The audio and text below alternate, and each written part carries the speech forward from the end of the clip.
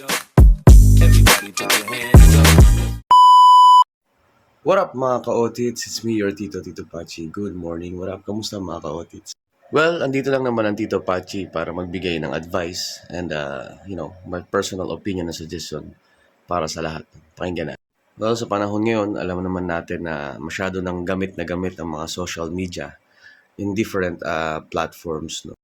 At may mga taong ginagamit yung social media na yan para syempre i-share yung kanilang mga happy moments and memories, di ba? And achievements sa buhay. At may mga tao din namang ginagamit yung social media just to seek a validation for something, di ba? Halimbawa, may mga problema sa buhay and everything, may downs na nangyayari sa buhay. So, sometimes ginagamit nila yung social media para i-post yung mga ganyang bagay. No? Na hindi ko naman sinasabing bawal mga ka-otits ha. You can post whatever you want dyan sa mga social media nyo. No? So, basta as long as okay sa inyo yan, gawin nyo, walang problema.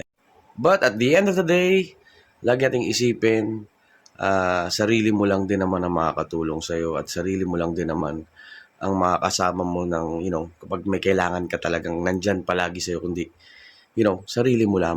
So, kaya ang payo ng Tito Pachi, of course, siyempre, unahin muna nating mahalin nating mga sarili mo. So, paano ba yan? By the way, it's me, your Tito Pachi. Peace love, mga ka-otits. Everybody bounce with me to champagne and burn a little.